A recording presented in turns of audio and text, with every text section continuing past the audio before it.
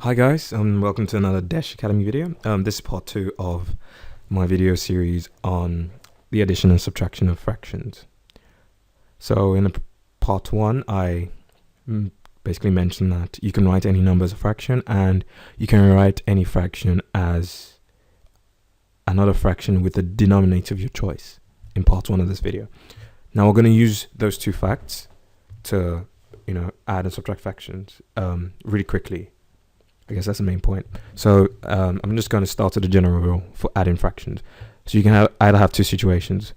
You can be asked to add fractions where they all have the same denominator, or you can be asked to add fractions. So okay, let's say you had two fractions you're adding. The two fractions either have the same denominator or they will have different denominators. These are two scenarios you face if you add in two fractions. So this is what I'm trying to say, or this is what I'm saying. If you have a fraction a over x and you have another fraction b over x, you're asked to add them together, or you're asked to subtract, carry out a subtraction. They have the same denominator. So take a, b, and x as constants. They can represent any number, but just take them as that. My main point here is this fraction and this fraction have the same denominator. Same thing here, and this, yeah. The other situation you have is where you're adding you're dealing with two fractions and they have different denominators. So you can have a over y plus b over x, or you can have a over y minus b over x. We're just dealing with two fractions, we're keeping it simple. So you can have these two scenarios, and the question is, how do you deal with them really quickly? So let's start with numbers. Let's start with examples. Let's start with the first example.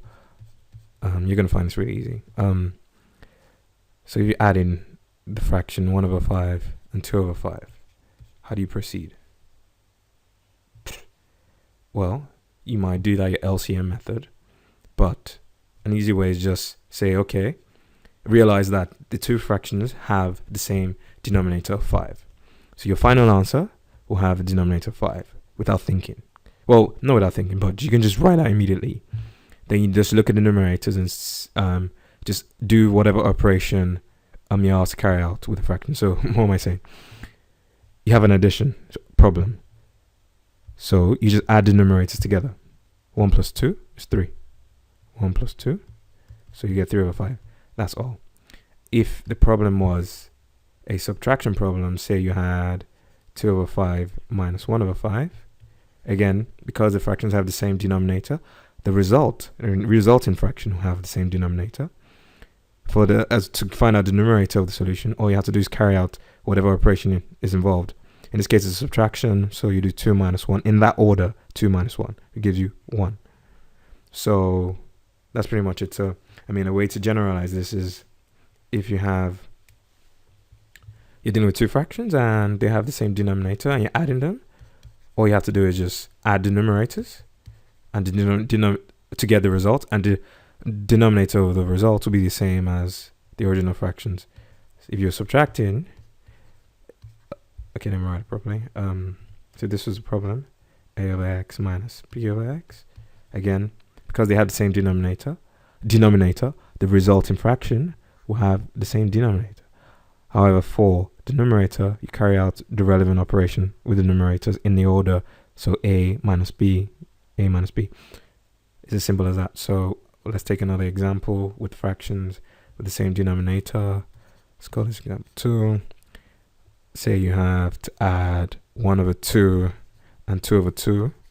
As you can see, they have the same denominator, so automatically your final answer is going to have the same denominator. For the numerators, you just carry out the operation in the order. So here we have 1 plus 2. 1 plus 2. The main thing about this problem is, this method is that you never have to think about denominators once the denominators are the same. You just carry out whatever operation on the fraction. So another example would be 6 over 3 minus 2 over 3. Again, same. The fractions involved have the same denominator, so the resultant fraction will have the same denominator of 3. So for the numerators, you just carry out the relevant operation on the numerators only in the order you see them. So 6 minus 2. And when you simplify that, you get 4 over 3. As simple as that.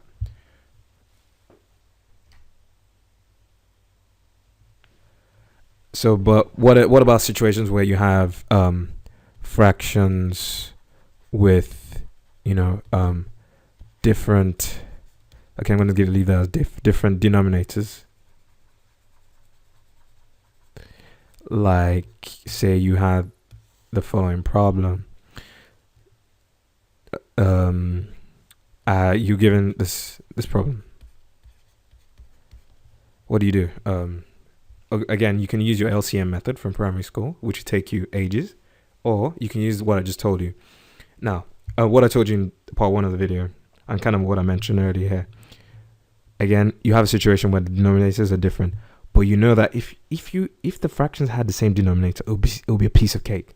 So what can you do? You can try and make the fractions have the same denominator. So what you do is you look at the fraction and you can see that denominator here is 2, denominator here is 4, and you know that you can easily make the denominator of this, fraction. You can rewrite 1/2 to have a denominator of 4. You can do that. You can say 1/2 and you say, okay, well, I want this to be written as a fraction with a denominator of 4. What do? Okay, I make the denominator what I want it to be. I want the denominator to be 4, and I have 2. So what do? I multiply 2 by 2 to give me 4. But whatever I do to the denominator, I must do to the numerator. This is what I talked about in the first video. So, and when you simplify, you just get 2/4. So basically what we have is this whole problem, 1/2 plus 2/4 can be written as follows. 1/2, we just converted it to 2/4. And the original 2/4 on the right hand side. This is the expression. This problem here, 1/2 plus 2/4, is the same thing as the one below. All we've done is just rewritten 1/2 as 2/4. Now we have the case where the denominators are the same, and we're adding 2 fractions with the same denominator. What do? Well, the resulting fraction has the same denominator as the original fractions, 4, and then you you carry out the relevant operation on the numerators in the order you see them. So 2 plus 2 is 4. 2 plus 2 gives you 4. So that's 4/4, which is 1. I'll give you another example, and I think we'll close part 2 of the video. So you have 2, you're given the problem. Yeah, everything has been addition. Oh, not really. 4/2 minus 2/3. And you want to, this is slightly harder. You want to, solve them. You know about your LCM thing, but one thing you can easily do is say, well, let me just rewrite this fraction so they have the same denominator. And I'll just show you a trick. Now, if you have a system as follows, so a over x, as a system, I have a problem like this. This could be plus or minus, it doesn't matter, but let's just call it plus. Or let's just call it minus so you be consistent with the problem we're about to solve. A over x plus b over y. So what I'm saying here is we have a fraction here, we have another fraction here. They have different denominators. How can you easily rewrite them in a form where they have the same denominator? All you do is multiply the first fraction by multiply the first fraction through by the denominator of the second fraction. What do I mean? I mean, have the first fraction, yeah, and multiply its numerator and its denominator by that of the other fraction, which is y. So what I'm just saying is you have this fraction where the other fraction has denominator of y. Multiply this fraction through by y, which is what I've done here. Also do a similar thing for the other fraction, which is b over y. Multiply through, i.e. its numerator and denominator, by the denominator of the other fraction, which is x.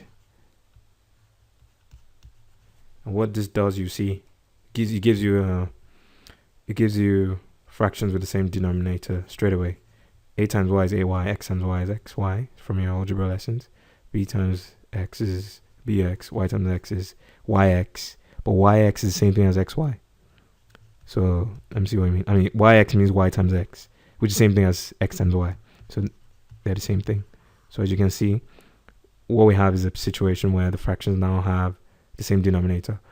So let me change the color so you can distinguish stuff. So this was the original problem. 4/2 minus 2/3. You're going to see how easy this is.